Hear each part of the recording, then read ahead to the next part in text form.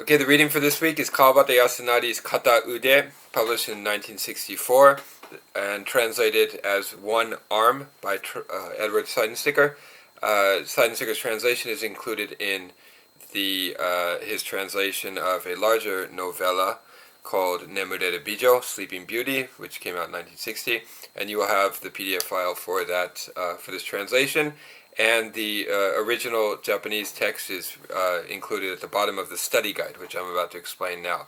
So in this class we'll read the original Japanese along with the English translation. Okay, so before I do a recitation of the English translation, I want to read the 16 or so questions I have on the study guide, starting with a short introductory blurb about Kawabata Yasunari. Okay.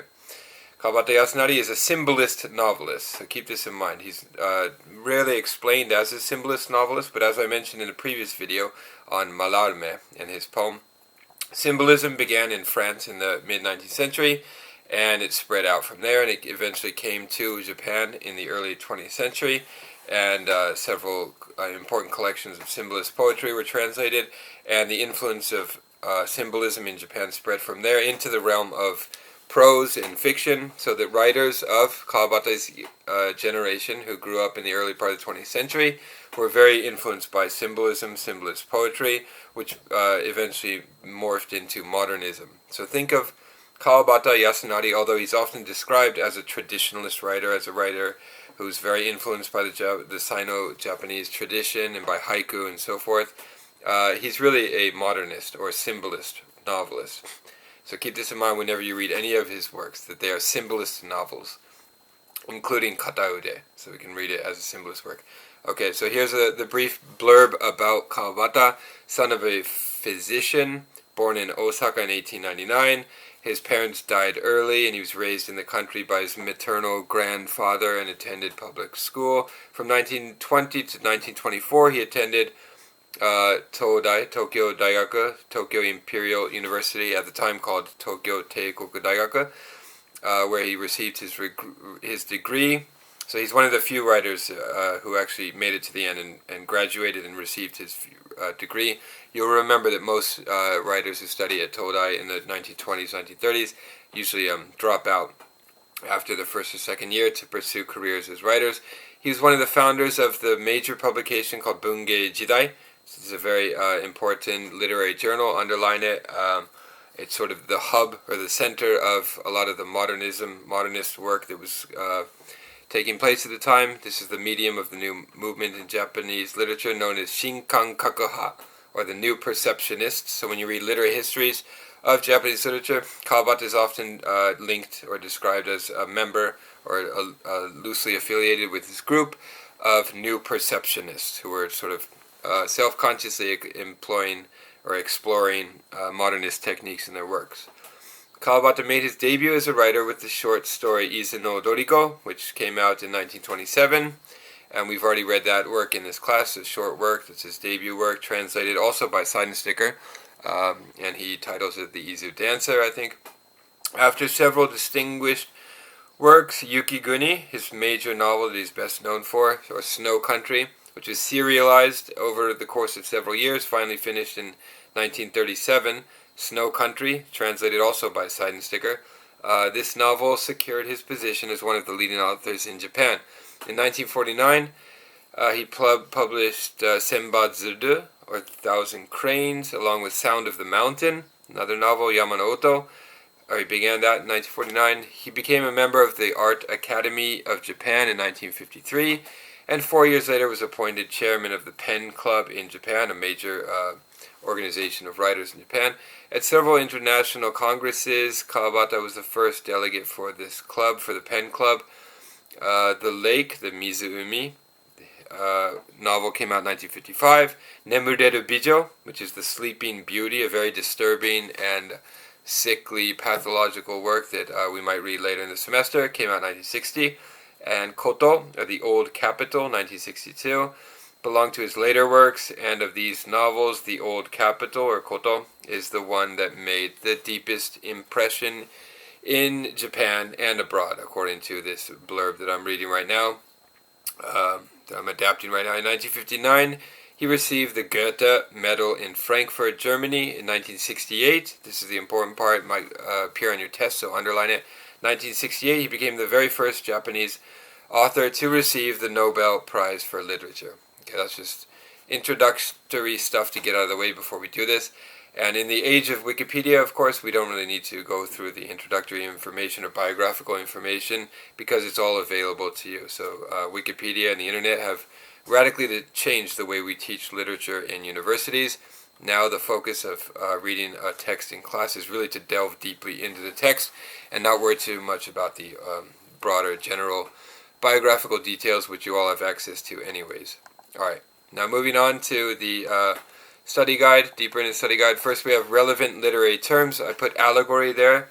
We might be able to read this work as an allegory. Alright, so keep that in mind as we read the work. And remember aregori, or guwa in Japanese. Allegory is just a work that can be read on two levels, right? So everything in the work, all the events, the characters, correspond to something else. So character A equals something. Character B equals something else.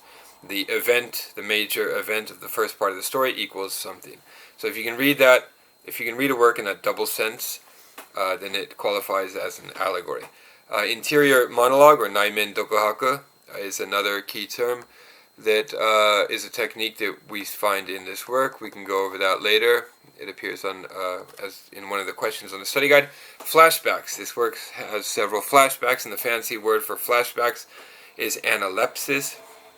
Okay, so sudden recollections. Flashbacks appear often in Kawabata Yasunari's works, often without any warning. So we want to always note when they appear and keep in mind that they and not confuse them with the main line of the story. Okay, moving on now to the study questions. Study question number 1. Describe the narrative form, the style, the structure of this work, the narrative structure. What is the point of view? Is it first person or third person? And you'll be able to answer this after reading just the first few sentences, right? The first person or third person. How much time do you think has elapsed between the narrative present and the described events? Okay, so it might be the case that the narrator, first person narrator, I'll give it away, the answer away to that first question.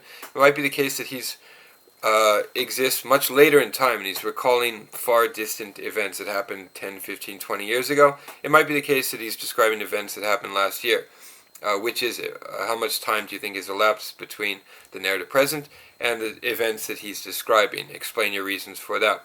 What narrative, rhetorical, or literary techniques are used in the work? For example, interior monologue, flashbacks, recollections, word associations, and also metaphors and similes and strange images and so forth appear in the work. Explain these.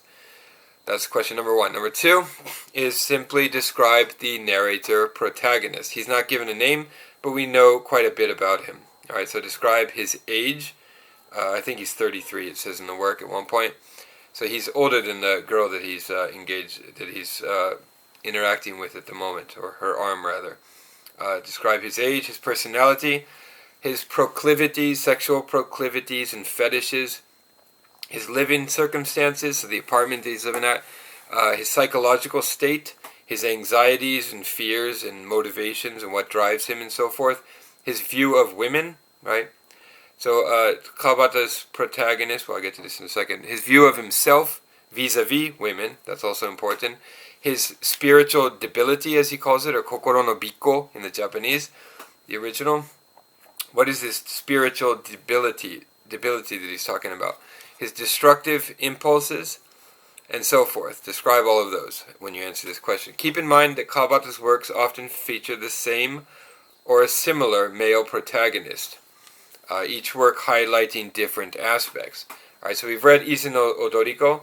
So I tend to read Izu no Odoriko as the story of the same character, more or less, except a younger version of himself, right? So you see the same misanthropic or eisei-teki tendencies in that young narrator, and this might be simply the same character, the same narrator, later on in life, 12 or 13 years later, when he's a little more demented and cynical and strange and perverted and so forth.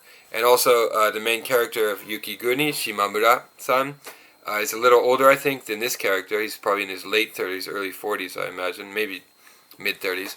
But they share the same sort of psychological structure, these characters. So I tend to read all of these works, or most of these works, by Kawabata as featuring the same protagonist. You can disagree with that. If you disagree with that, you can mention that in your answer. That's number 2. Number 3 is describe the girl. Okay, you'll note that I divide the girl into 2 characters, really. So this question is about the girl, the musume, or the botai no musume, the whole girl, the full body of the girl. So describe the girl here, her personality, her age. We don't give her age an explicit description of her age, but it is hinted at the fact that she is of driving age. Right, so we know that she's not below, say, 18 or so.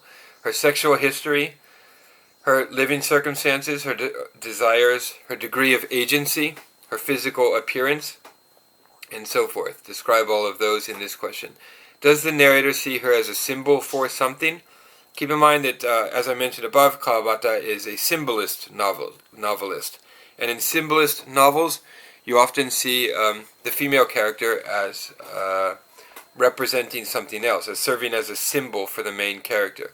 So is this girl a symbol for something? Is she a means for attaining some sort of end? For example, ablution or self-purification. So like in Yukiguni, for example, the character Yuki, no, what's her name? Might be Yuki, I think her name is Yuki. She serves as a symbol or a means for the main character, Shimamura-san, to sort of purify himself, or to get in touch with something that is beyond the immediate corporeal reality that he is stuck in. Alright, so is this character a kind of symbol or a means for attaining some end? If so, what? Why does she sever her arm in the first scene and give it to him for the night? She says you can keep it only for the night. Why does she give him permission to exchange his arm with hers? Alright, so there's some degree of agency here, keep in mind.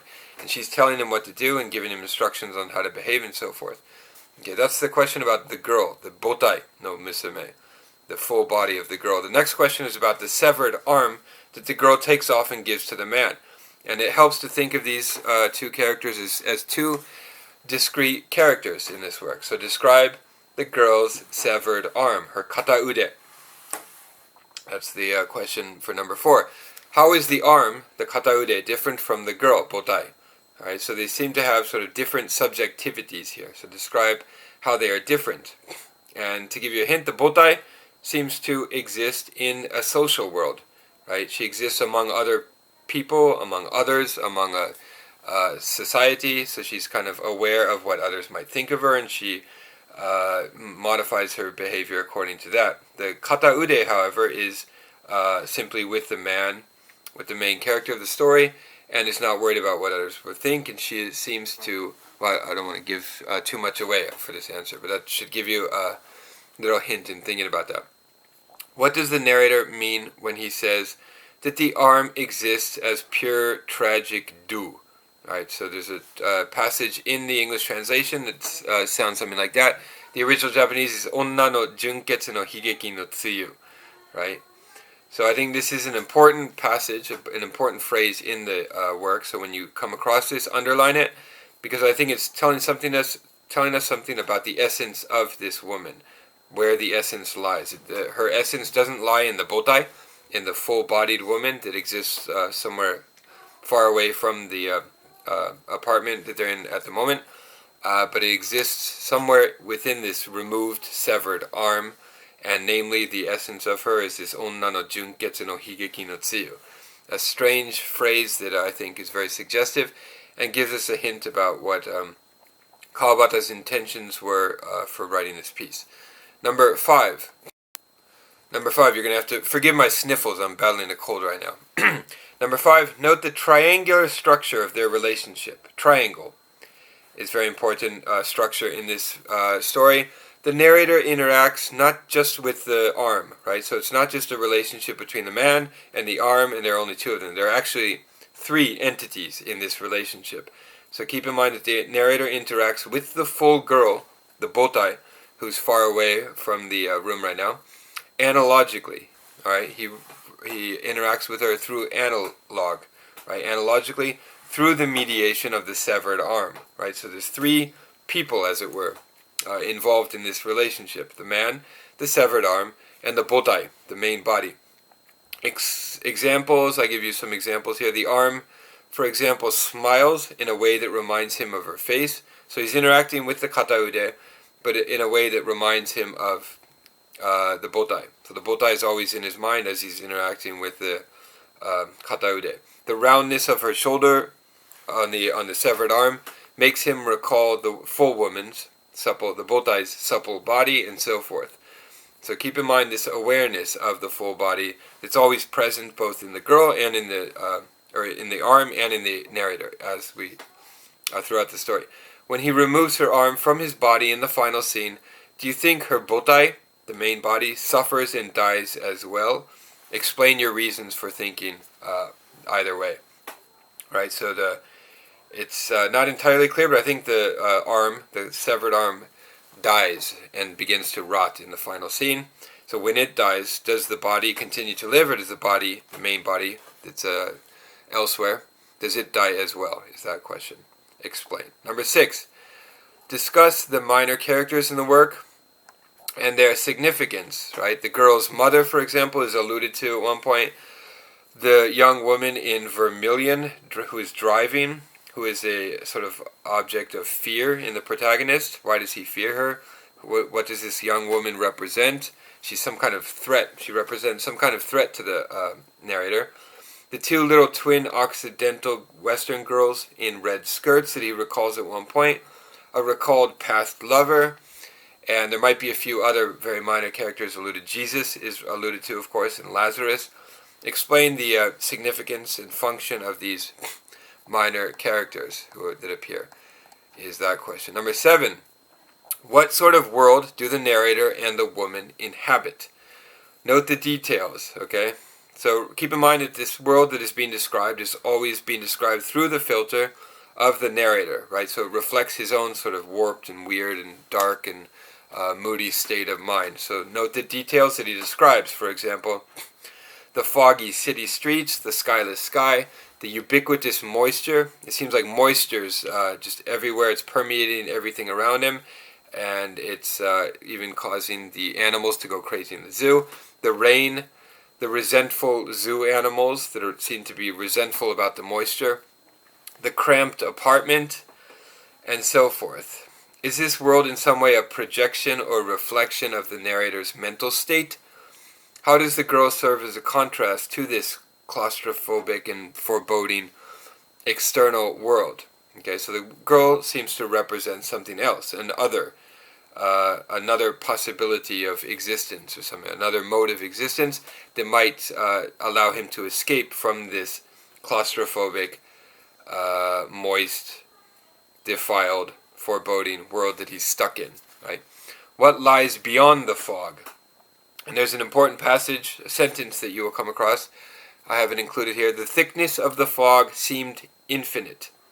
The moya, in the original Japanese, fog appears as the word moya. So beyond this moya, what do we find? What do you think lies beyond the fog? The thickness of the fog seemed infinite, and yet beyond it something fearsome writhed and coiled.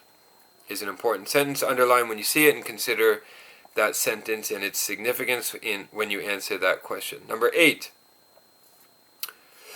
Kawabata's works often include recollections or flashbacks, which I mentioned above, and these often appear without warning or indication. Okay, find and describe the recollections or flashbacks that appear in this work.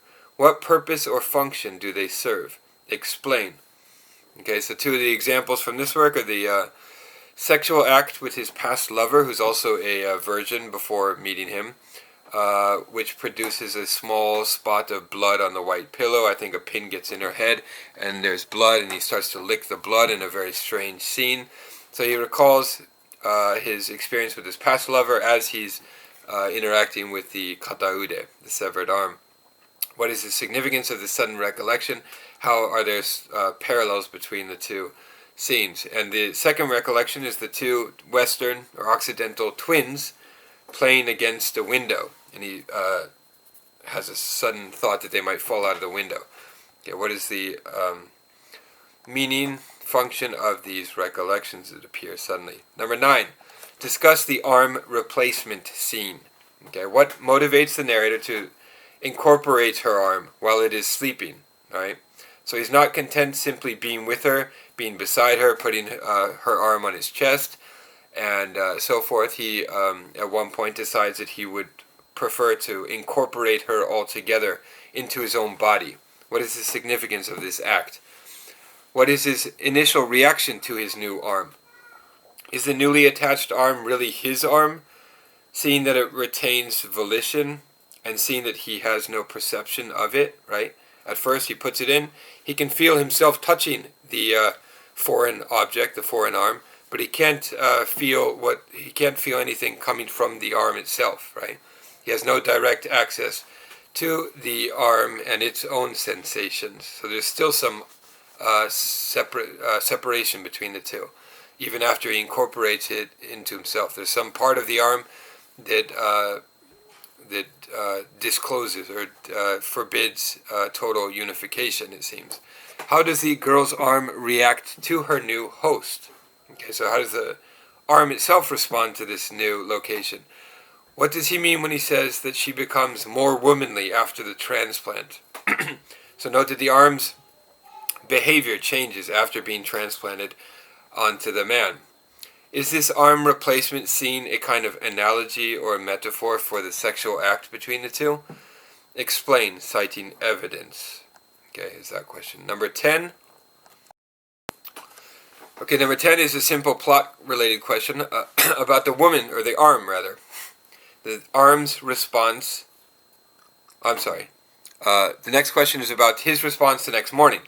Okay, so his initial response when he first puts the arm on himself is very positive. Then he goes to sleep, and when he awakens the next morning, he has a very, very different response to the foreign arm on his body.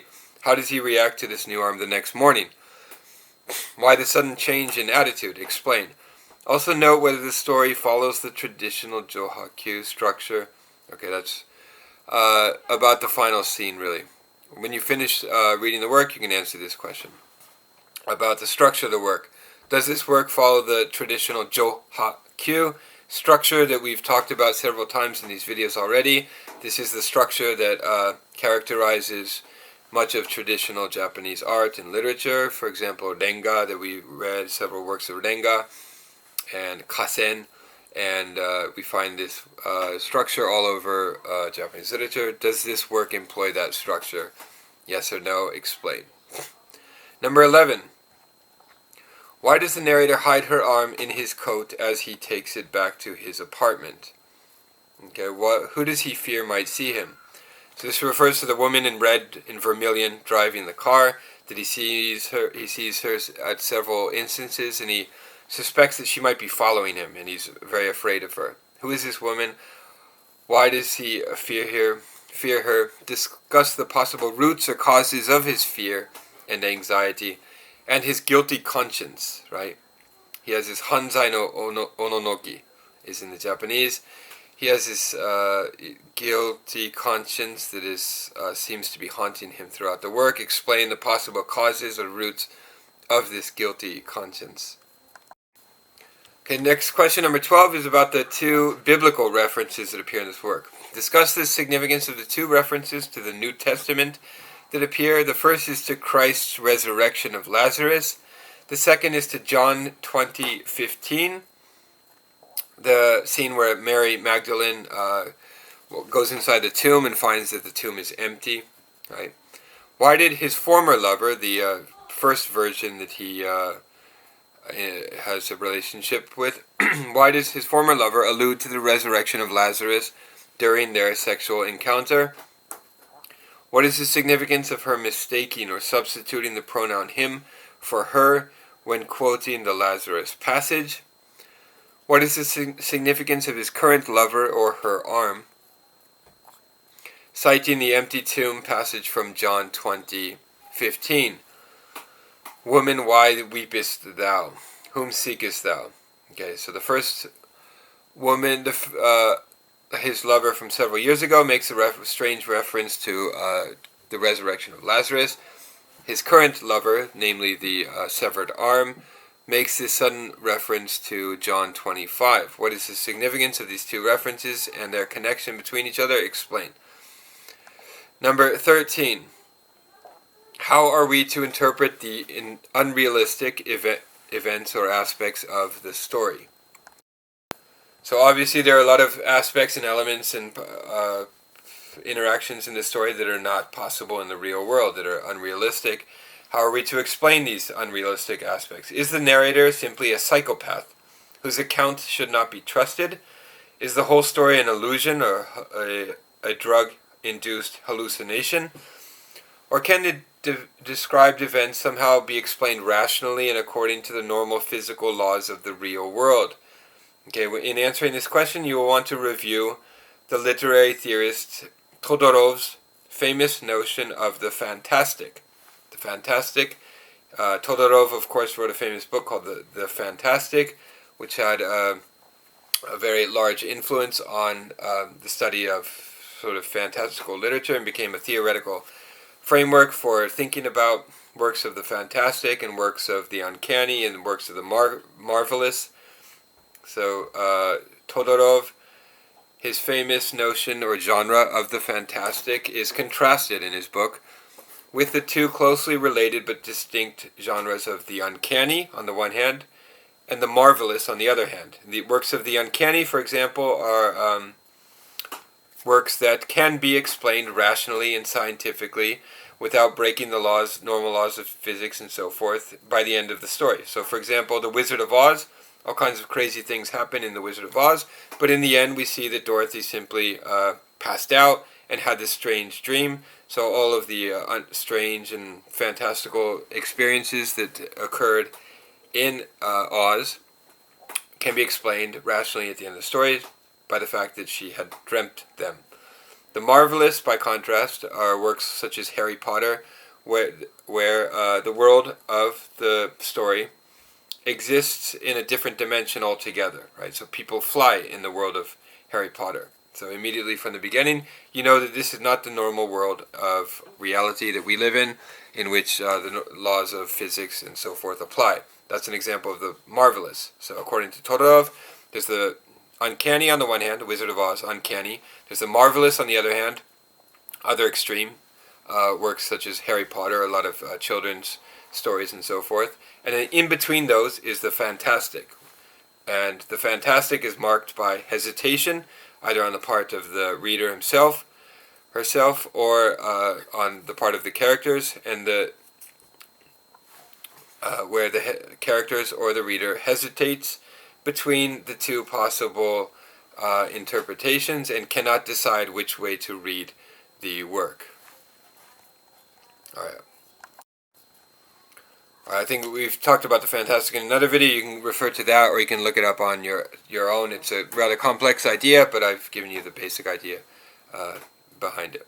Alright, explain. So put simply, this question is about how are we to interpret the unrealistic events of this story.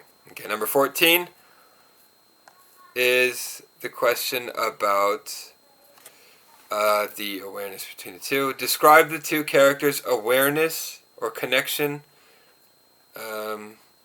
awareness of the botai at key points in the story.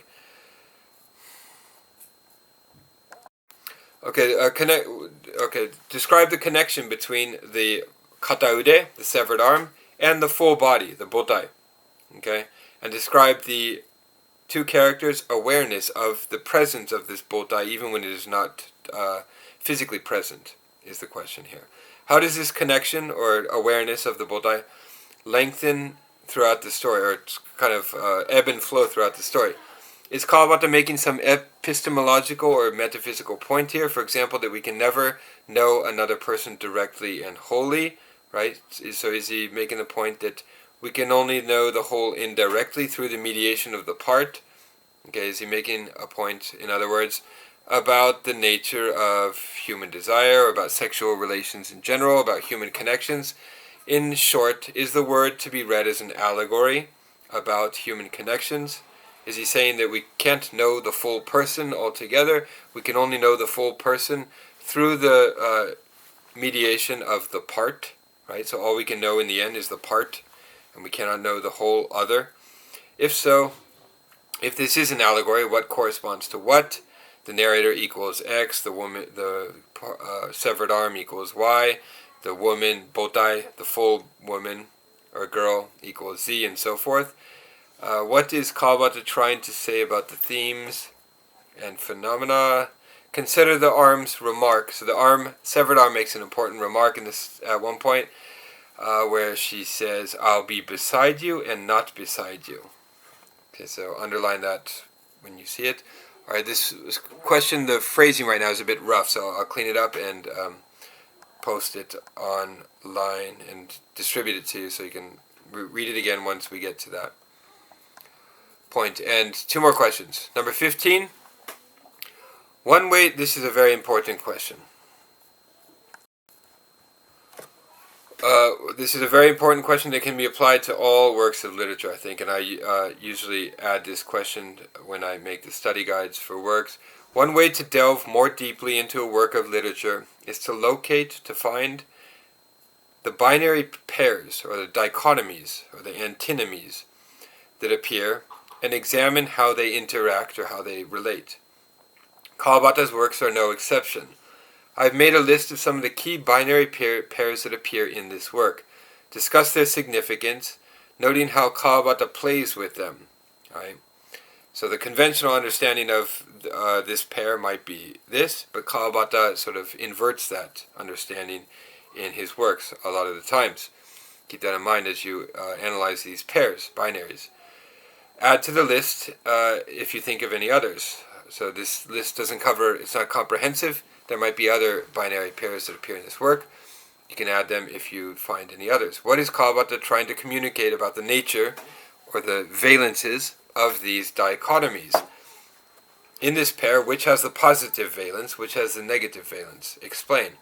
And the provisional list that I made includes the following: part and whole, moistness and dryness, warmth and coldness, experience, inexperience, beauty and ugliness, right? So he always describes the young girl, virginal girl, as the embodiment of beauty, and in contrast to that, he describes himself often as the embodiment of ugliness. The human realm and the sort of post-human, or Ubermensch kind of human, right? So the world of the human and the world of that which overcomes the human is another binary that appears in his work. Ningen o koeta fushigi na sonzai is the phrase in the original Japanese. Possession, so wanting to possess the object of desire, and relinquishing it or giving it up is another pair. Unity and disunity is another one. Integration, bringing something into yourself, and separation, right? Proximity and distance, right? Closeness and non-closeness or distance is another binary that he plays with in his work. Freshness or purity or cleanliness, and impurity and corruption and defilement. In Japanese, junketsu and fuketsu. Junketsu and fuketsu are very important terms in nearly all of Kawabata's works. These words appear, for example, in Yukiguni quite a bit. So examine this binary opposition that appears in this work. Light and darkness, of course. Illumination and shadows. Independence or autonomy, and dependence or interdependence. There's another pair that appears. Binary opposition. Synchronicity, so being on the same wavelength. The heart beats, beating in unison, for example. And asynchronicity, so being out of sync, not being in harmony, not beating at the same time is another pair. Male and female, of course, right? And the male is usually associated with dirtiness, with oldness, and the female is usually young and virginal and clean, right? Subject and object is another opposition, or binary opposition. The narrator is the subject, and he's observing the object of his desire, namely the girl, but at times we see the girl's subjectivity observing the subject, so this is another pair that's played with in the work. Self and other, so me and mine, as opposed to other, you and yours. And the distinction between the two is often blurred, obviously.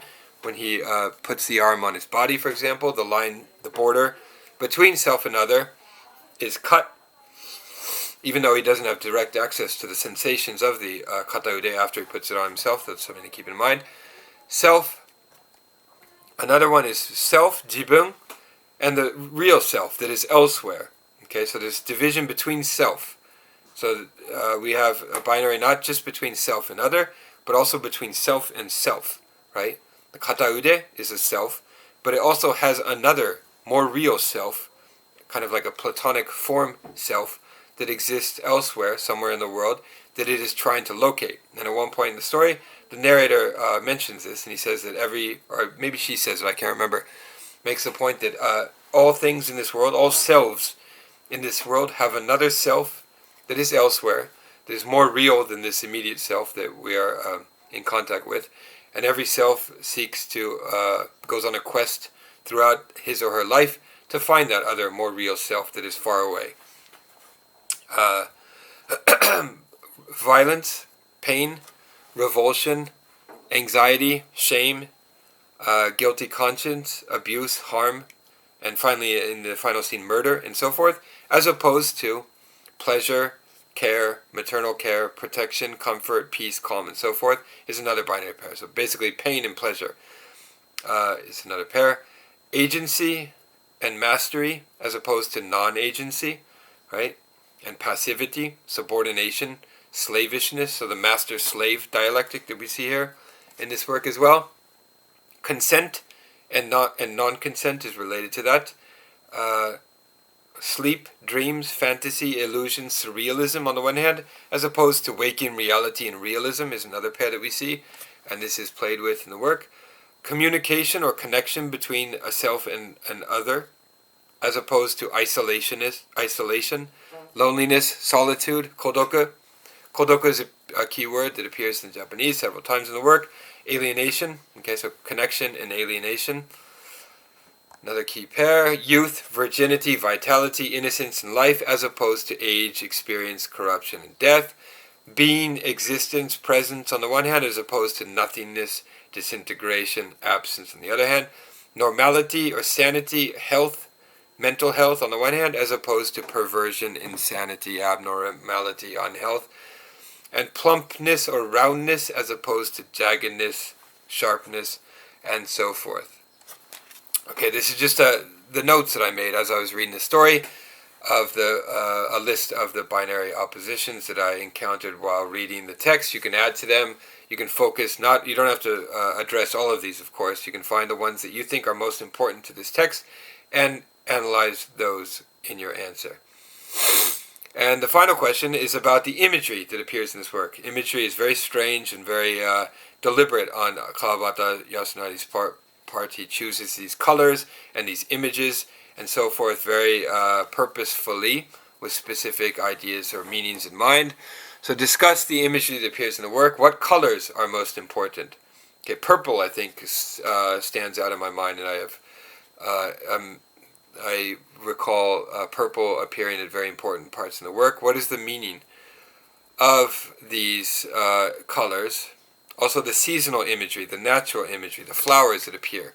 What is the meaning of these images that appear? The blood imagery, right? So we have several images of blood, which links to the vermilion and the red and the purple that keep appearing.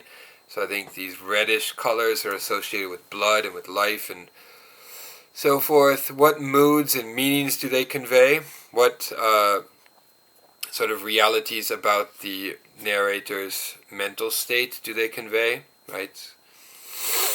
So all of these images, of course, are being filtered through the narrator's imagination. They're coming from the narrator's imagination. So they're showing us, they're giving us some sort of insight into his own psychological state and frame of mind. Consider, for example, the color imagery in the following passage. And I quote the passage here. We can review it as we read the work. This passage about the beads of gold and red spinning around in a huge cogwheel. right? So the word cogwheel or haguruma appears several times in the work. This is an important motif or image. It keeps appearing. What is the meaning of this cogwheel? And it's beads of gold and red spinning around and around. All right. That's all the questions. There are obviously probably too many questions on this study guide. You don't need to answer all of them in super detail. Answer the ones that you find most important or most compelling or most provocative, thought-provoking, and answer those ones in detail. Okay, now we'll take a very short break before I pass out, and then I will read the story, the English translation of the story in full as a recitation. Okay, quick break now. Alright, and again, keep in mind that this study guide the study guide questions I just read are a bit rough, so I'll polish them up, I'll clean them up a bit, and distribute them later. So the version of the study guide that you will receive will be a little bit cleaner than the one that I just read. Alright, one arm, kataude. I can let you have one of my arms for the night, said the girl. She took off her right arm at the shoulder, and with her left hand laid it on my knee. Thank you. I looked at my knee. The warmth of the arm came through. I'll put the ring on to remind you that it's mine. She smiled and raised her left arm to my chest. Please. But with one arm, it was difficult for her to take the ring off. An engagement ring? No, a keepsake from my mother. It was silver, set with small diamonds. Perhaps it does look like an engagement ring, but I don't mind. I wear it, and then when I take it off, it's as if I were leaving my mother. Raising the arm on my knee, I removed the ring and slipped it on the ring finger. Is this the one? Yes, she nodded.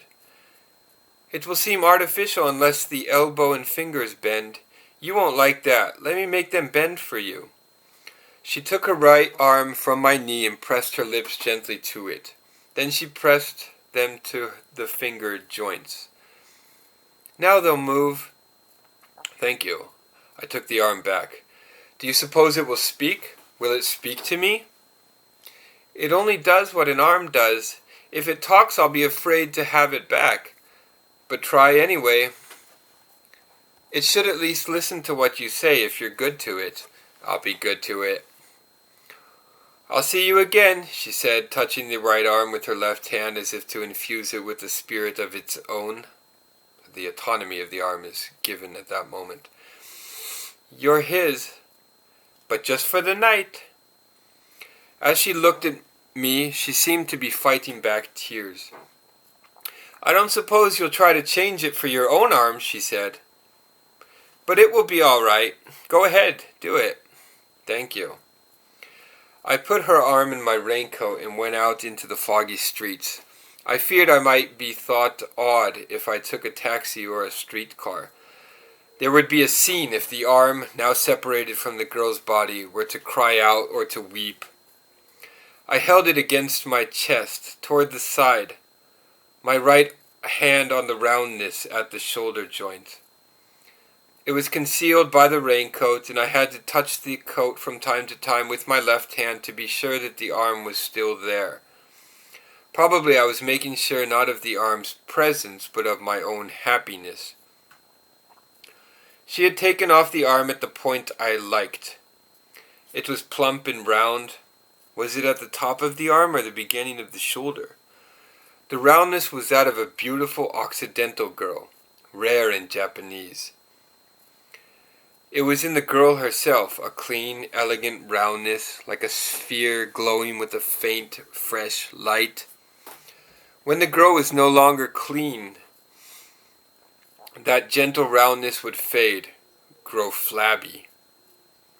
Something that lasted for a brief moment in the life of a beautiful girl, the roundness of the arm made me feel the roundness of her body.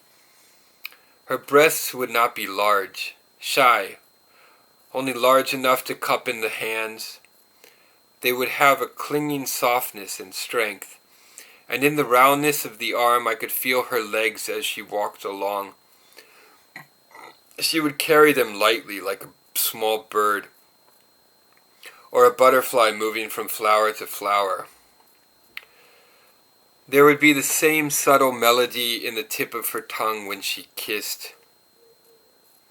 It was the season for changing to sleeveless dresses. The girl's shoulder, newly bared, had the color of skin not used to the raw touch of the air.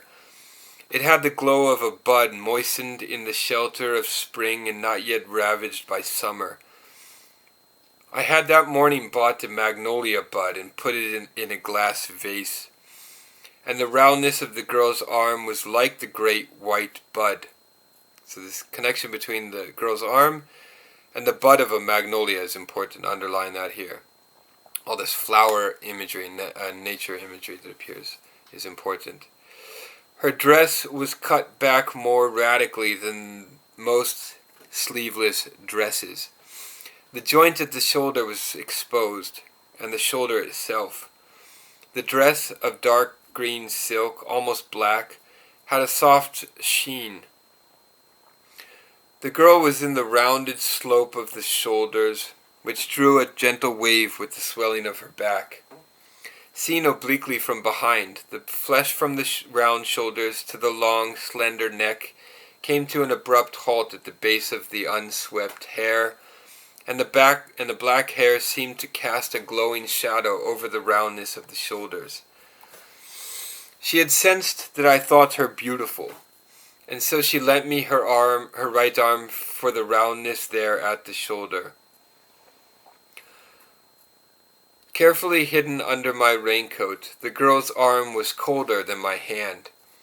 I was giddy from the racing of my heart, and I knew that my hand would be hot. I wanted the warmth to stay as it was, the warmth of the girl herself, and the slight coolness in my hand passed on to me the pleasure of the arm. It was like her breasts, not yet touched by a man. The fog yet thicker, the night threatened rain, and wet my uncovered hair. I could hear a radio speaking from the back room of a closed pharmacy. It announced that 3 planes unable to land in the fog had been circling the airport for a half hour. It went on to draw the attention of listeners to the fact that on damp nights clocks were likely to go wrong, and that on nights the springs had a tendency to break if wound too tight. I looked for the lights of the circling planes, but could not see them. There was no sky. The pressing dampness invaded my ears, to give a wet sound like the wriggling of myriads of distant earthworms. I stood before the pharmacy awaiting further admonitions. I learned that on such nights the fierce beasts in the zoo, the lions and tigers and leopards and the rest, roared their resentment at the dampness, and that we were now to hear it. There was a roaring like the roaring of the earth. I then learned that pregnant women and despondent persons should go to bed early on such nights, and that women who applied perfume directly to their skins would find it difficult to remove afterwards. At the roaring of the beasts I moved off, and the warning about perfume followed me. That angry roaring had unsettled me, and I moved on lest my uneasiness be transmitted to the girl's arm. The girl was neither pregnant nor despondent, but it seemed to me that tonight, with only one arm, she should take the advice of the radio and go quietly to bed.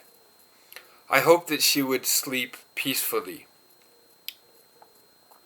As I started across the street, I pressed my left hand against my raincoat. A horn sounded. Something brushed my side, and I twisted away.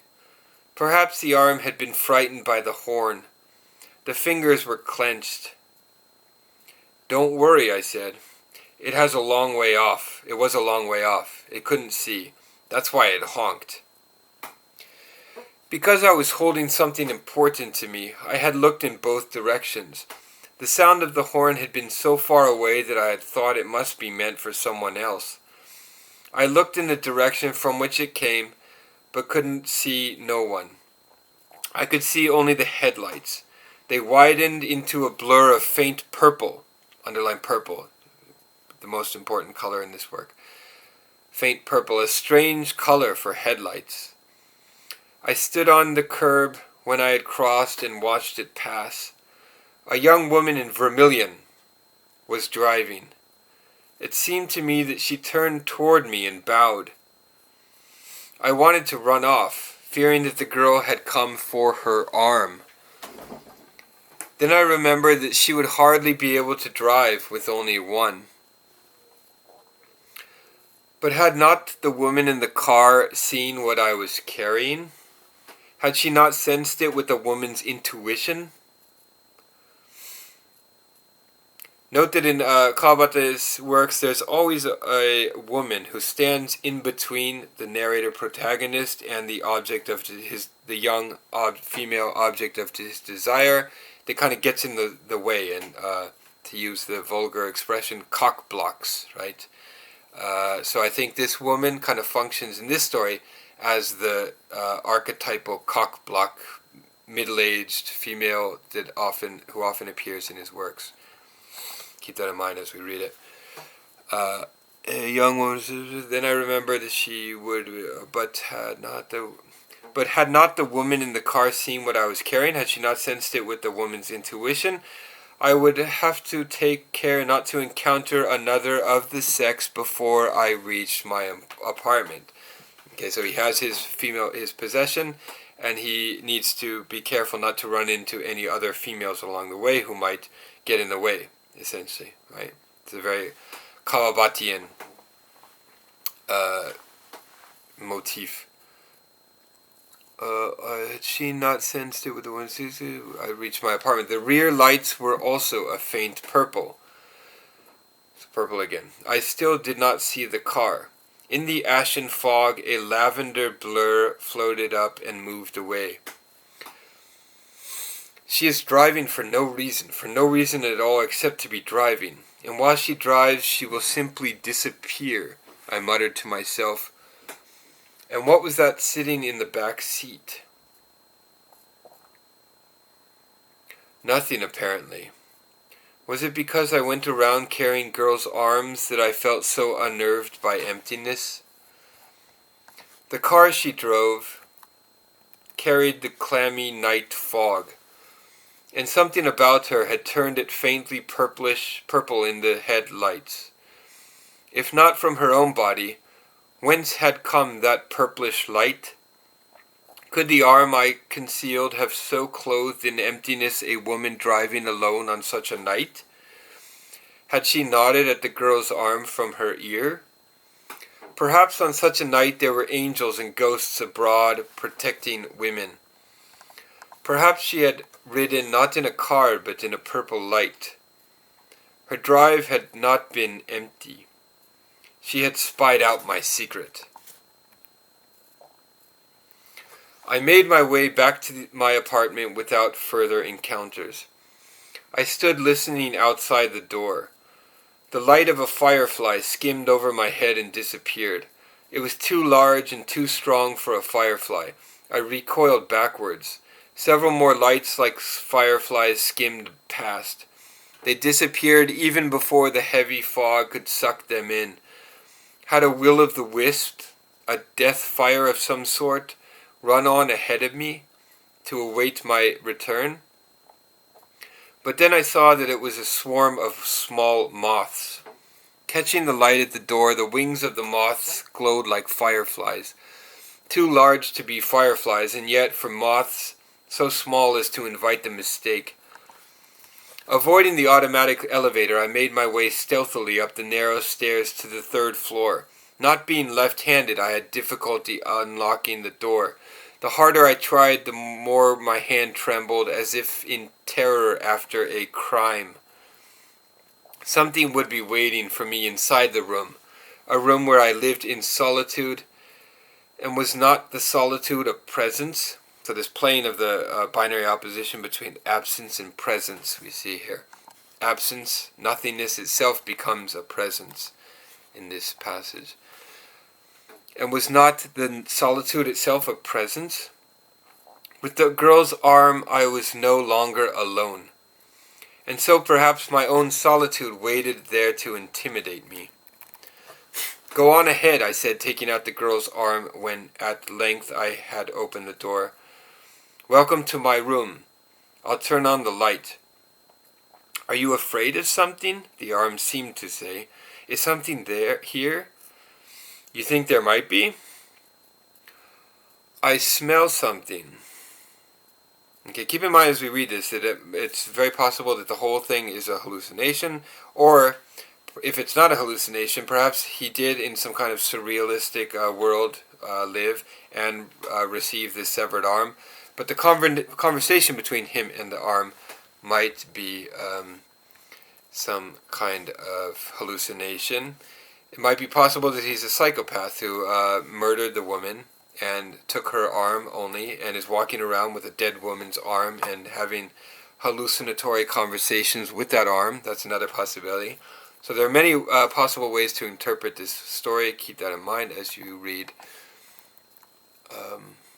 this. "I smell something," she said. "Smell? It must be that you smell. Don't you see traces of my shadow up there in the darkness? Look carefully. Maybe my shadow was waiting for me to come back." "It's a sweet smell." "Ah, the magnolia," I answered brightly. I was glad it was not the moldy smell of my loneliness. A magnolia bud befitted my winsome guest. I was getting used to the dark. Even in pitch blackness I knew where everything was. "Let me turn on the light." Coming from the arm, a strange remark. "I haven't been in your room before." "Thank you, I'll be very pleased. No one but me has ever turned on the lights here before." I held the arm to the switch by the door. All 5 lights went on at once, at the ceiling, on the table, by the bed, in the kitchen, in the bathroom. I had not thought they could be so bright. The magnolia was in enormous bloom. That morning it had been in bud. It could have only just bloomed, and yet there were stamens on the table. Curiously, I looked more closely at the stamens than at the white flower. As I picked up 1 or 2 and gazed at them, the girl's arm, laid on the table, began to move, the fingers like spanworms, and gathered the stamens in its hand. I went to throw them in the wastebasket. "What a strong smell! It sinks right into the skin. Help me." "You must be tired. It wasn't an easy trip. Suppose you rest a while." I laid the arm on the bed. "What a strong smell! It sinks right into my skin. Help me." "You must be tired. It wasn't an easy trip. Suppose you rest a while." I laid the arm on the bed and sat down beside it. I stroked it gently. "How pretty." "I like it." The arm would be speaking of the bud cover. Flowers were printed in 3 colors on an azure ground, somewhat lively for a man who lived alone. "So this is where we spend the night. I'll be very quiet." "Oh?" "I'll be beside you and not beside you." A very important line there from the girl. Underline it. The hand took mine gently. The nails, carefully polished, were a faint pink. The tips extended well beyond the fingers. Against my own short, thick nails, hers possessed a strange beauty, as if they belonged to no human creature. So she's otherworldly, beyond the human here. So we see 2 antithetical pairs here, beauty and ugliness, namely himself and the woman, the beautiful girl and the ugly self, and also the human and the beyond the human. With such fingertips, a woman perhaps transcended mere humanity. Or did she pursue womanhood itself? A shell luminous from the pattern inside it, a petal bathed in dew, dew is an important image that keeps appearing. Tsuyu, dew. A petal bathed in dew. I thought of the obvious likenesses.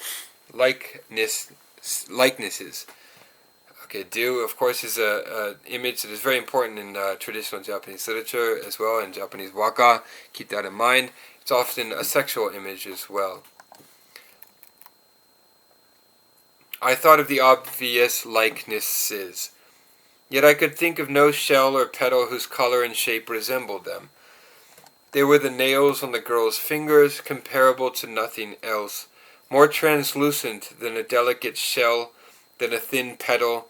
They seemed to hold a dew of tragedy. This is the sentence that I mentioned in the study guide. Underline it. This dew of tragedy, the higeki no tsuyu, which seems to represent the very essence of woman in the mind of the protagonist. He's found the core of woman in this dew of tragedy, I think. Every day and every night her energies were poured into the polishing of this tragic beauty. It penetrated my solitude. Perhaps my yearning, my solitude, transformed them into dew. I rested her little finger on the index finger of my free hand, gazing at the long, narrow nail as I rubbed it with my thumb. My finger touched the tip of hers, sheltered by the nail. The finger bent, and the elbow too. Okay, so note that there's these, the arm, the severed arm, of course, is the part of the whole, right? It's a part of the whole. But also within this part, there are several subparts, right? So we get images of the nail, right? The elbow, the back of the arm. So these are parts within, subparts within the part. So it's kind of like one of those Russian dolls that you open. Well, no, it's not like that at all. Never mind.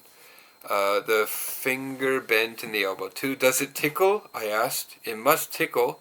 I had spoken carelessly. I knew that the tips of a woman's fingers were sensitive when the nails were long, and so I had told the girl's arm that I had known other women. Okay, so he's given up the fact that he's already experienced other women before, and he wanted to keep that a secret, but he exposed his secret here. So he's let her know that unlike her, he is not a virgin. From one who was not a great deal older than the girl, who had lent me the arm, but far more mature in her experience of men, I had heard that fingertips, thus hidden by nails, were often acutely sensitive. One became used to touching things not with the fingertips but with the nails, and the fingertips therefore tickled when something came against them. I had shown astonishment at this discovery, and she had gone on. You're, say, cooking or eating, and something touches your fingers, and you find yourself hunching your shoulders. It seems so dirty.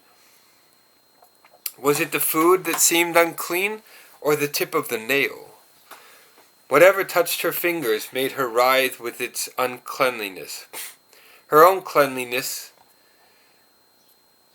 would leave behind a drop of tragic dew, there under the long shadow of the nail. One could not assume that for each of the 10 fingers there would be a separate drop of dew.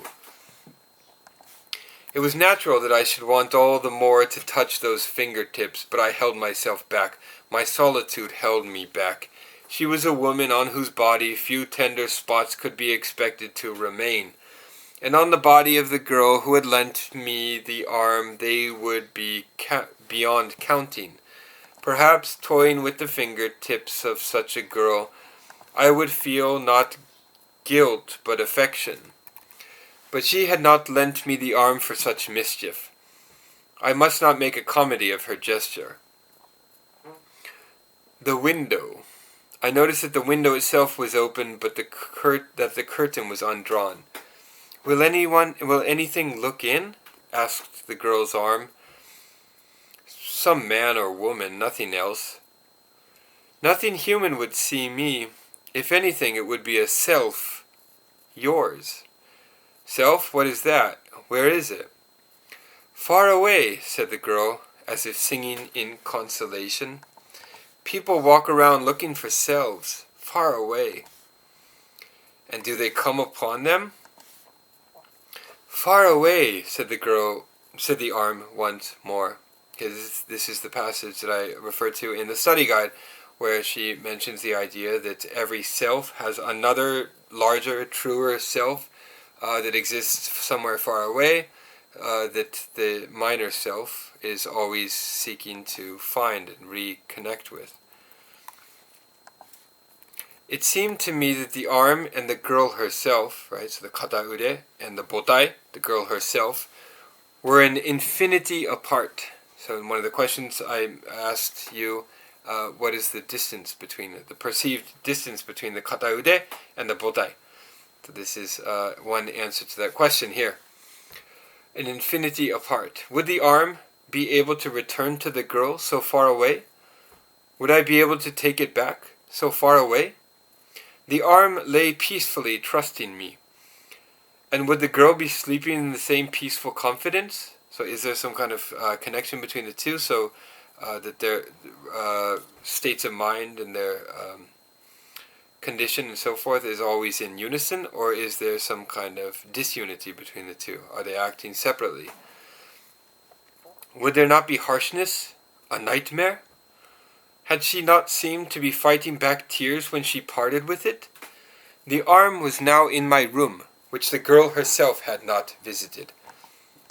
Okay, so there's an understanding on the part of the protagonist narrator that there is a distinction between the two. The girl herself, the botai, has not yet visited his room, but the arm has. The dampness clouded the window. So here's the dampness again that comes in. It's almost like a character in the story, the dampness. Right? So we might add to the list of characters in the story, the dampness. The dampness clouded the window, like a toad's belly stretched over it. The fog, too, is another almost pseudo-quasi-character that appears. The fog, the moya, seemed to withhold rain in midair, and the night outside the window lost distance, even while it was wrapped in limitless distance. There were no roofs to be seen, no horns to be heard. "I'll close the window," I said, reaching for the curtain. It, too, was damp. My face loomed up in the window, younger than my 33 years. I did not hesitate to pull the curtain, however. My face disappeared. Suddenly, a remembered window. Okay, so here's recollection 1 that appears in the work. Suddenly, a remembered window. On the 9th floor of a hotel, 2 little girls in wide red skirts were playing in the window. Very similar children in similar clothes, perhaps twins, occidentals. They pounded at the glass, pushing it with their shoulders and shoving at each other. Their mother knitted, her back to the window. If the large pane were to have broken or come loose, they would have fallen from the 9th floor. It was only I who thought them in danger. Their mother was quite unconcerned. The glass was in fact so solid that there was no danger. Okay, so this gives us a hint into his morbid imagination, right? So he's looking at a scene that nobody else would think dangerous, but he finds it dangerous, and he starts imagining the girls falling out of the window and dying, so we get a sense of his morbid nature here. The glass was in fact so solid that there was no danger. "It's beautiful," said the arm on the bed as I turned from the window. Perhaps she was speaking of the curtain, in the same flowered pattern as the bed cover. So note here that she's making these comments, but he's not really aware of the meaning behind them, right? So which suggests that there's still some disconnect between himself and the arm, right? So in order to bridge this gap between the two, he comes up with the idea to put her on, to integrate the arm into his own body, to eliminate this gap. However, even after he does so, the gap is still there because he doesn't have direct access to the sensations of the arm, as we will see. So she makes these ambiguous comments, and he's not really sure what she's getting at. "It's beautiful," said the arm on the bed as I turned from the window. Perhaps she was speaking of the curtain in the same flowered pattern as the bed cover. "Oh, but it's faded from the sun and almost ready to go." I sat down on the bed and took the arm on my knee. "This is what is beautiful, more beautiful than anything." Taking the palm of the hand in my own right arm and the shoulder in my left hand, I flexed the elbow and then again. "Behave yourself," said the arm, as if smiling softly. "Having fun?" "Not in the least." A smile did come over the arm, crossing it like light. It was exactly the fresh smile on the girl's cheek. Okay, so this analogy between the arm and the girl here. The smile on her arm is exactly like that appears on the girl's cheek. I knew the smile. Elbows on the table, she would fold her hands loosely and rest her chin or cheek on them. The pose should have been inelegant in a young girl, but there was about it a lightly engaging quality that made expressions like elbows on the table seem inappropriate. The roundness of the shoulders, the fingers, the chin, the cheeks, the ears, the long slender neck, the hair, all came together in a single harmonious movement. Using knife and fork deftly, first and little fingers bent, she would raise them ever so slightly from time to time. Food would pass the small lips and she would swallow. I had before me less a person at dinner than an inviting music of hands and face and throat. The light of her smile flowed across the skin of her arm. Okay, so he never has access to the full person. It's always parts with him, right? So even now, he's not having dinner with a person, but rather, I had less before me a person at dinner than a compilation of parts, right? It's all he has access to. The parts never come together to form a unity. The arm seemed to smile because as I flexed it, very gentle waves passed over the firm, delicate muscles to send waves of light and shadow over the smooth skin. Earlier, when I had touched the fingertips under the long nails, the light passing over the arm as the elbow bent had caught my eye. It was that, and not any impulse toward mischief, that had made me bend and unbend her arm. I stopped and gazed at it as it lay stretched out on my knee. So he's emphasizing the fact that he's not doing anything immoral or unethical. He's simply pursuing some sort of aesthetic object or aesthetic image that is before him, and he wants to experience that aesthetic image. Okay, so this is a theme that you see all throughout Kawabata Yasunari. Aesthetics over ethics, right? Even at the expense of ethics, right? I'm not engaging in anything immoral or bad or mischievous here. I'm simply enjoying this aesthetic experience of the play of light and shadow as it moves on her arm as I bend and unbend her elbow, he's saying here. I stopped and gazed at it as it lay stretched out on my knee. Fresh lights and shadows were still passing over it. You ask if I am having fun. You realize that I have permission to change you for my own arm. I do. Somehow I'm afraid to. Oh, may I? Please. I heard the permission granted and wondered whether I could accept it. Say it again. Say please. Please, please. I remembered. Here's recollection too. I remembered. It was like the voice of a woman who had decided to give herself to me. One not as beautiful as the girl who had lent me the arm. Perhaps there was something a little strange about her. The original is more like something wrong with her. This girl might have something She might be handicapped in some way. "Please," she had said, gazing at me. So this is a recollection of his other former lover, who was also a virgin. "Please," she had said, gazing at me. I had put my fingers to her eyelids and closed them. Her voice was trembling. "Jesus wept. Then said the Jews, 'Behold how he loved her.'" Her was a mistake for him. It was the story of the dead Lazarus.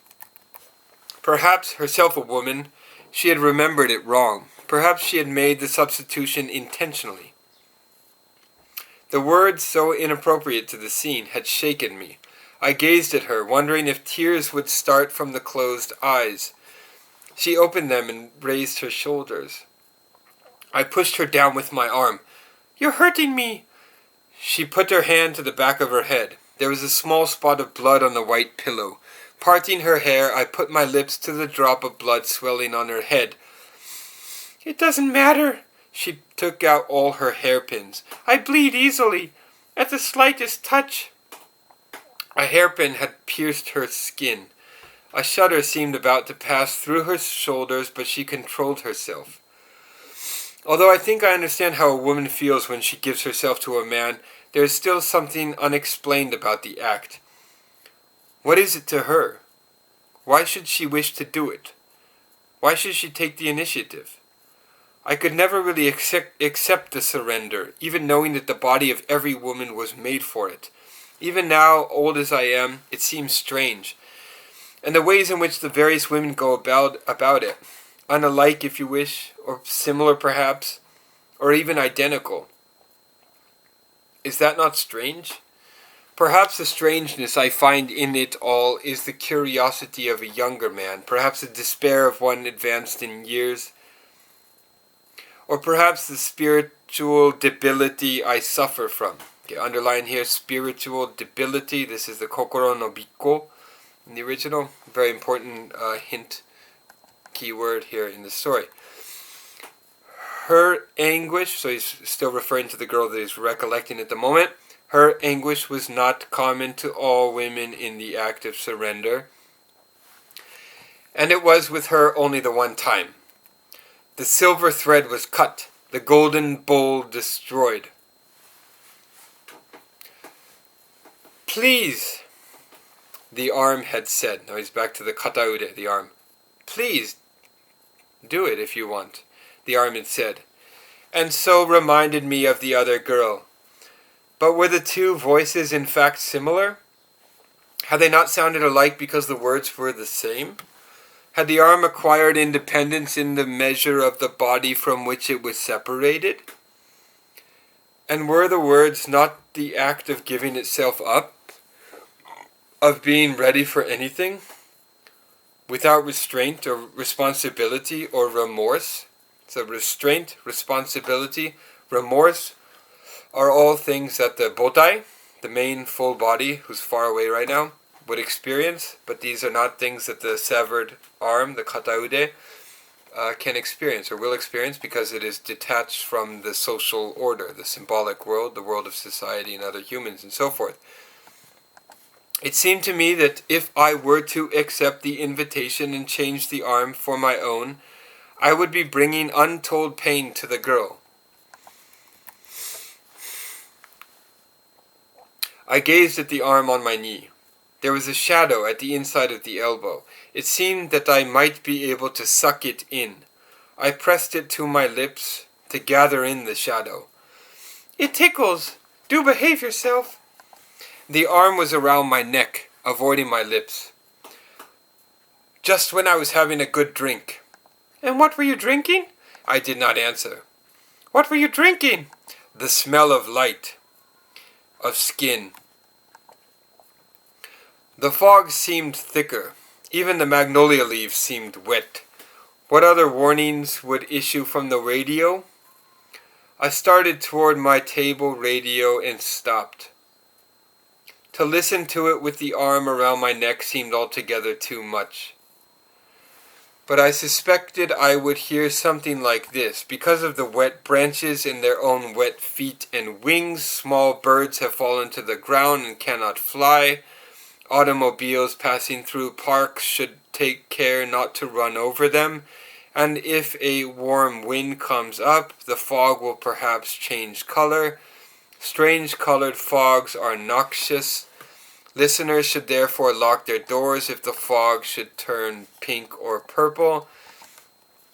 Okay, so as his sexual encounter with this arm, severed arm, progresses and deepens, he begins to fear that the radio will come on and start making these warnings about the dampness and about the fog and about the scene outside changing to a deeper pink or a deeper purple, right? So he's being punished for what he's doing. So even as he's experiencing these things, he's got this kind of super ego that is punishing him for what he's doing, right? Which is a brilliant conceit on the part of Kawabata to show how deeply disturbed and perhaps psychotic this man is. Change color, I muttered. So now he's talking to himself. Turn pink or purple. And the dampness and the wetness outside, of course, it goes without saying that this is a sexual image, right? As that reflects what is happening between himself and the severed arm right now inside the apartment. I pulled at the curtain and looked out. The fog seemed to press down with an empty weight. Was it because of the wind that a thin darkness seemed to be moving about? Different from the usual black of night, the thickness of the fog seemed infinite, and yet beyond it something fearsome writhed and coiled. I remembered that earlier, as I was coming home with the borrowed arm, the head and tail beams of the car driven by the woman in vermilion had come up indistinctly in the fog. A great blurred sphere of faint purple now seemed to come toward me. I hastily pulled away from the curtain. So he looks outside and he sees this hallucination of the woman who's pursuing him, right? Who also wants to punish him for something, right? So this fear of being punishment, or rather desire to be punished, perhaps, is a very central theme in this work, or element in this work. Let's go to bed, us too. So now he wants to escape into sleep. It seemed as if no one else in the world would be up. To be up was terror. Taking the arm from my neck and putting it on the table, I changed into a fresh night kimono, a cotton print. The arm watched me change. I was shy at being changed. Never before had a woman watched me undress in my room. The arm in my own, I got into bed. I lay facing it and brought it lightly to my chest. It lay quiet. Intermittently, I could hear a faint sound as of rain. A very light sound, as if the fog had not turned to rain, but were itself forming drops. The fingers clasped in my hand beneath the blanket grew warmer, and it gave me the quietest of sensations, the fact that they had not warmed to my own temperature.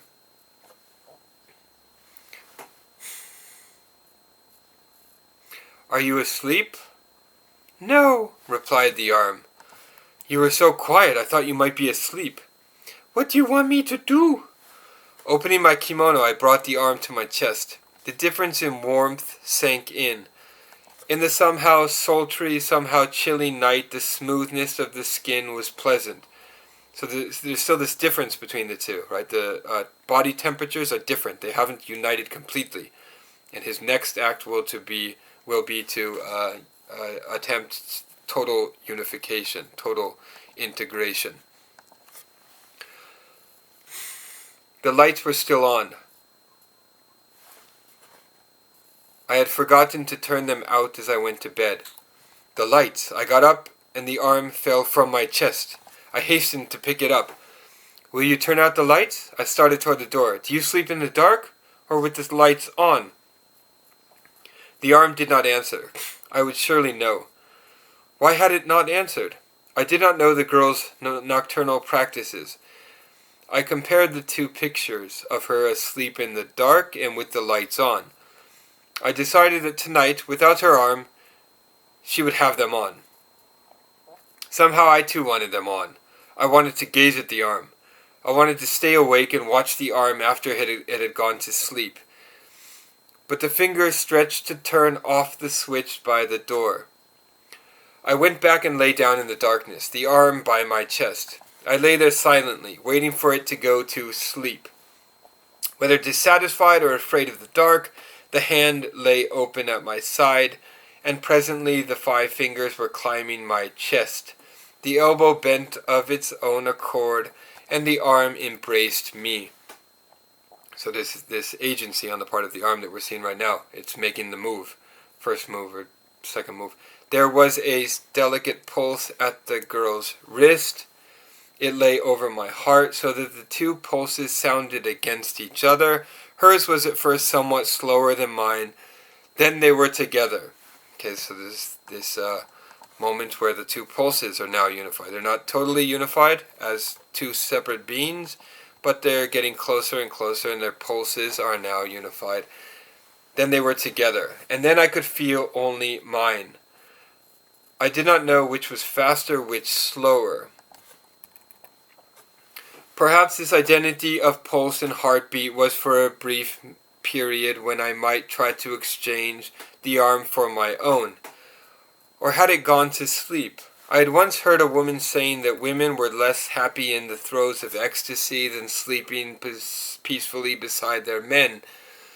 But never before had a woman slept beside me as peacefully as this arm. I was conscious of my beating heart because of the pulsation above it.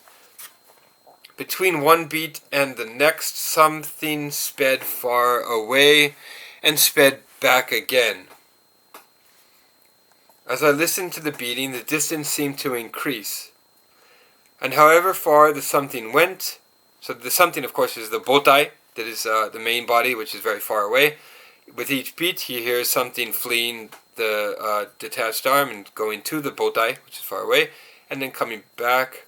As I listened to the beating, the distance seemed to increase, and however far the something went, however infinitely far, it met nothing at its destination. The next beat summoned it back. So it goes, does not meet its destination, it comes back immediately. I should have been afraid, and was not. Yet I groped for the switch beside my pillow. Before turning it on, I quietly rolled back the blanket. The arm slept on, unaware of what was happening. A gentle band of faintest white encircled my naked chest, seeming to rise from the flesh itself like the glow before the dawning of a tiny, warm sun. I turned on the light.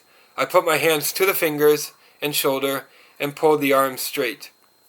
I turned it quietly in my hands, gazing at the play of light and shadow, from the roundness at the shoulder over the narrowing and swelling of the forearm, the narrowing again at the gentle roundness at the elbow, the faint depression inside the elbow, the narrowing roundness of the wrist, the palm and back of the band, and on to the fingers. I'll have it. This is an important point where he makes up his mind. I'll have it. I was not conscious of muttering the words. In a trance, I removed my right arm and substituted the girl's. So it's as if at this moment he is possessed by something outside of himself, and it's not him making the decision to replace the arm, but something else. Something more powerful than his own will. I removed my right arm and substituted the girl's. There was a slight gasp, whether from the arm or from me I could not tell, and a spasm at my shoulder. So I knew of the change. So the line between himself and the arm of the girl disappears at this moment. He doesn't know who made the gasp. The girl's arm, mine now, was trembling and reaching for the air. Bending it, I brought it close to my mouth. Does it hurt? Do you hurt? No, not at all. Not at all. The words were fitful. A shudder went through me like lightning. I had the fingers in my mouth. Suddenly I spoke my happiness, but the girl's fingers were at my tongue, and whatever it was I spoke did not form into words. "Please, it's all right," the arm replied. The trembling stopped. "I was told you could, and yet—" I noticed something. I could feel the girl's fingers in my mouth, but the fingers of her right hand, now those of my own right hand, could not feel my lips or teeth. In panic, I shook my right arm and could not feel the shaking. There was a break, a stop between arm and shoulder. Okay, so he's integrated the arm, but he has no direct access to the sensations of the arm. "The blood doesn't go," I blurted out. "Does it or doesn't it?" For the first time I was swept by fear. I rose up in my bed. My own arm had fallen asleep beside me. The arm on the ground, or beside him, is his arm, which is now detached. Separated from me, it was an unsightly object. But more important, would not the pulse have stopped? The girl's arm was warm and pulsing. My own looked as if it were growing stiff and cold. With the girl's, I grasped my own right arm. I grasped it, but there was no sensation. Is there a pulse?" I asked the arm. "Is it cold?" "A little, just a little colder than I am. I've gotten very warm." So he has to ask the girl's arm, which is on him right now, how his own detached arm feels, because he does not have direct sensation to the girl's now attached arm. So she has to tell him. There was something especially womanly in the cadence. Underline womanly here. So the detached arm, who was previously girlish, has now become a woman now that it is attached to him, and now that they have undergone this sort of analogical or metaphorical sexual encounter. There was something especially womanly in the cadence. Now that the arm was fastened to my shoulder and made my own, it seemed womanly as it had not before. "The pulse hasn't stopped? You should be more trusting." "Of what?" "You changed your arm for mine, didn't you? Is the blood flowing?" "Woman, whom seekest thou?" You know the passage? This is a reference to the John 20:10, right? Where Mary Magdalene enters the tomb and finds that the tomb is empty. "Woman, why weepest thou? Why seekest thou?" "Very often when I'm dreaming and wake up in the night, I whisper it to myself." This line from John. She whispers to herself while dreaming. This time, of course, the I would be the owner of the winsome arm at my shoulder. The words from the Bible were as if spoken by an eternal voice, in an eternal place. "Will she have trouble sleeping?" I too spoke of the girl herself. "Will she be having a nightmare?" "It's a fog for herds of nightmares to wander in. But the dampness will make even demons cough." Okay, this is a very cryptic line that he makes here, which we might want to consider in more detail later. Underline this cryptic line for now. "To keep you from hearing them." The girl's arm, my own still in its hand, covered my right ear. Very cryptic exchange. I'll read it again. "Will she have trouble sleeping?" I too spoke of the girl herself. "Will she be having a nightmare?" "It's a fog for herds of nightmares to wander in, but the dampness will make even demons cough." "To keep you from hearing them." The girl's arm, my own still in its hand, covered my right ear. It was now my own right arm, but the motion seemed to have come not of my volition, but of its own, from its heart. The heart, of course, is over there in the bodai. Yet the separation was by no means complete. So this triangular relation between all three entities. Okay, so there's unification, but it's not fully unified. There's a separation, however, but it's not fully separate.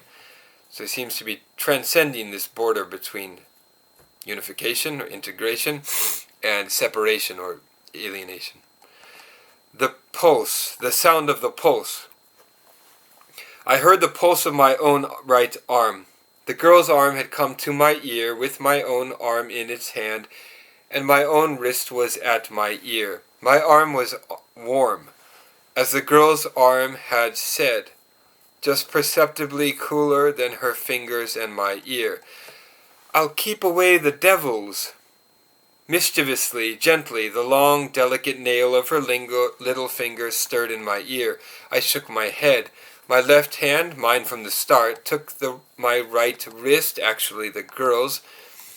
As I threw my head back, I caught sight of the girl's little finger. 4 fingers of her hand were grasping the arm I had taken from my right shoulder. The little finger alone, shall we say that it alone was allowed to play free, was bent toward the back of the hand. The tip of the nail touched my right arm lightly. The finger was bent in a position possible only to a girl's supple hand, out of the question for a stiff-jointed man like me. From its base it rose at right angles.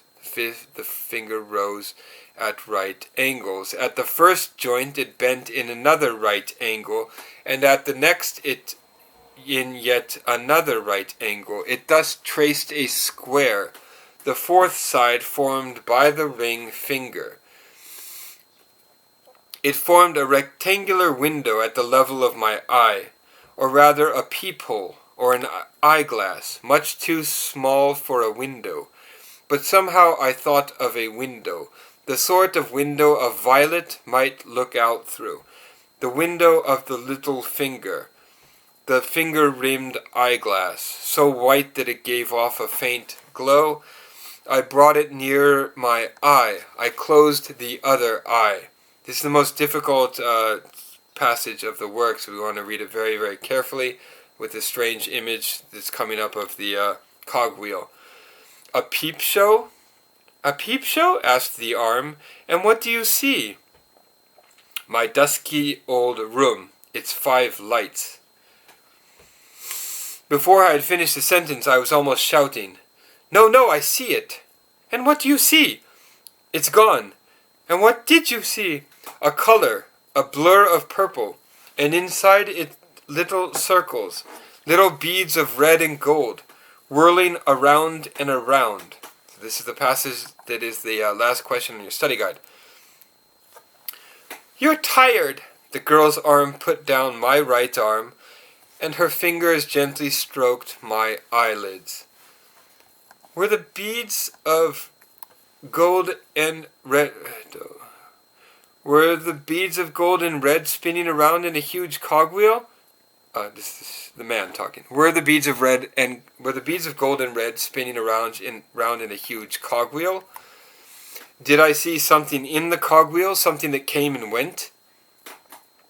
I did not know whether I had actually seen something there, or only seemed to. A fleeting illusion, not to stay in the memory.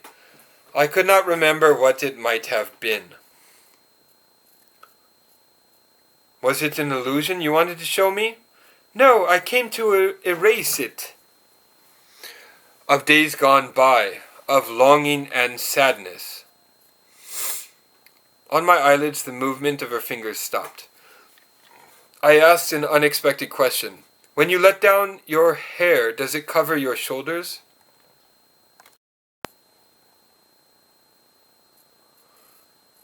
When you let down your hair, does it cover your shoulders? It does. I wash it in hot water, but after... Where's my microphone? Shit, we lost my microphone.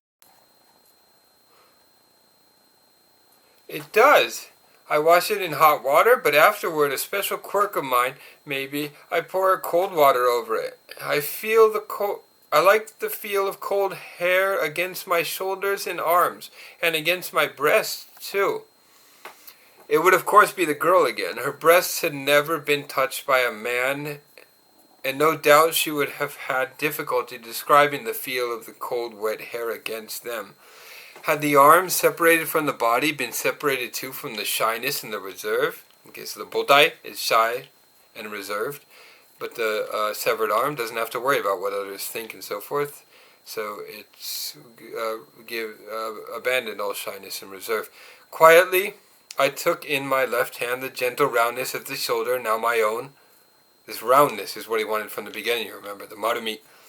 His whole goal was to get this roundness, to possess this roundness. I took in my left hand the gentle roundness at the shoulder, now my own.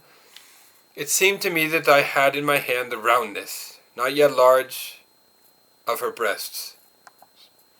The roundness of the shoulder became the roundness of the breasts. Okay, so one thing substituting for another part, one part substituting for another part. So that each part they're substitutable, they're replaceable, or they can substitute for another part to suggest the whole. Her hand lay gently on my eyelids. The fingers and the hand clung softly and sank through, and the underside of my eyelids seemed to warm at the touch. The warmth sank into my eyes. "The blood is going now," I said quietly. It is going. It was not a cry of surprise as when I had noticed that my arm was changed for hers. There was no shuddering and no spasm in the girl's arm or my shoulder.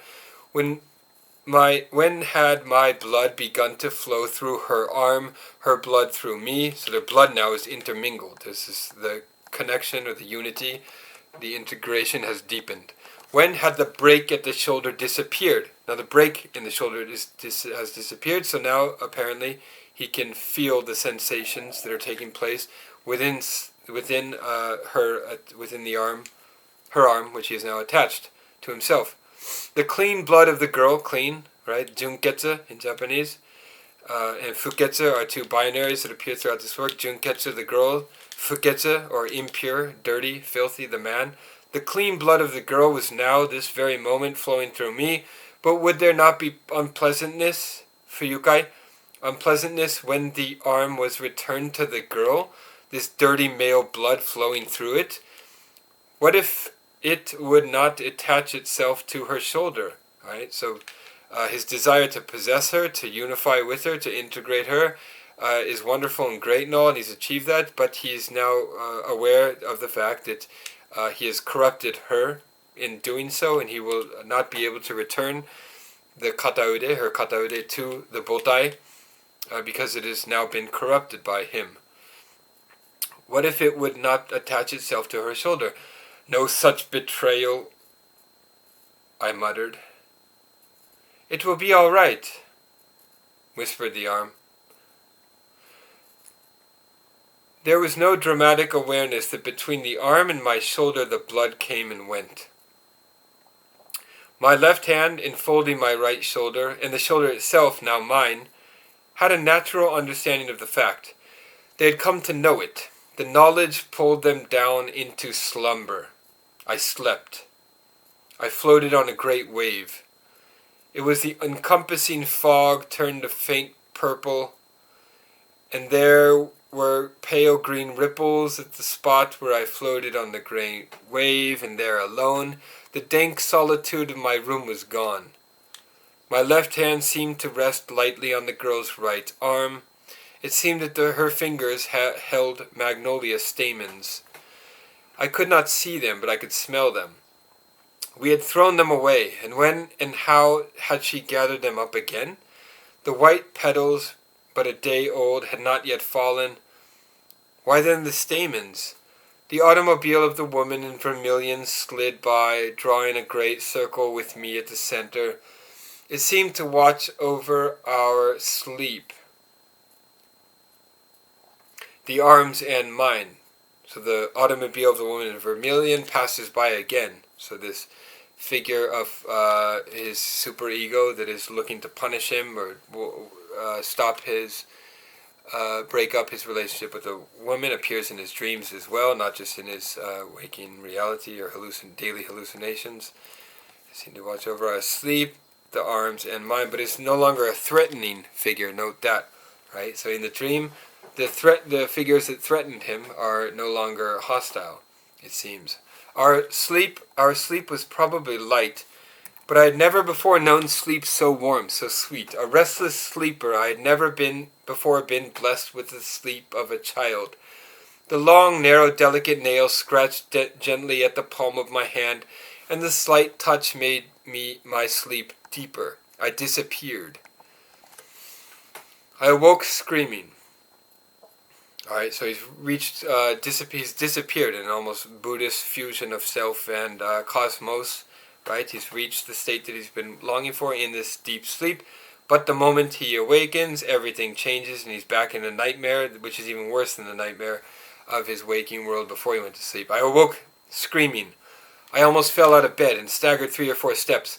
I had awakened to the touch of something repulsive. It was my right arm. Steadying myself, I looked down at the arm on the bed. I caught my breath, my heart raced, my whole body trembled.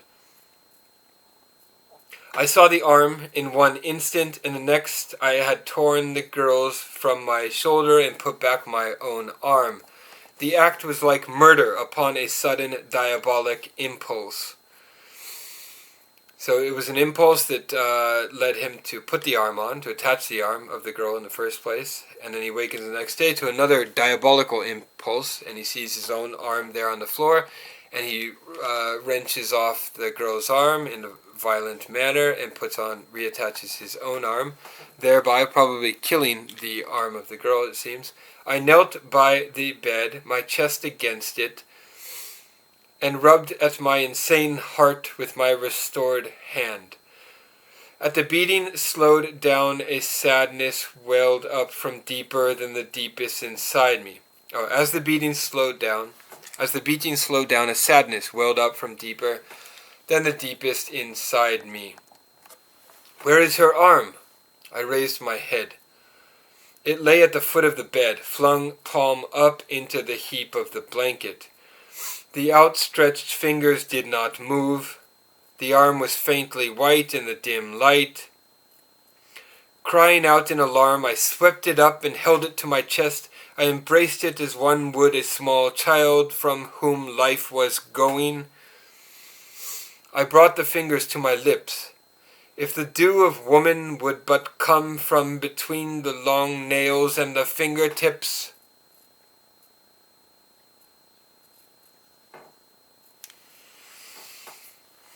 Alright, that's the final line of the work, another rather cryptic line that asks for interpretation. We can talk about that later in class.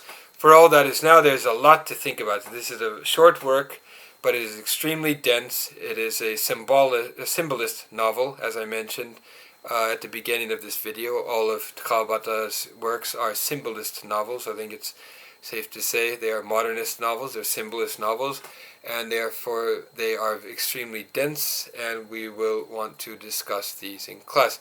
If you have any questions about any of the points and questions on the study guide, or about anything else, send me an email.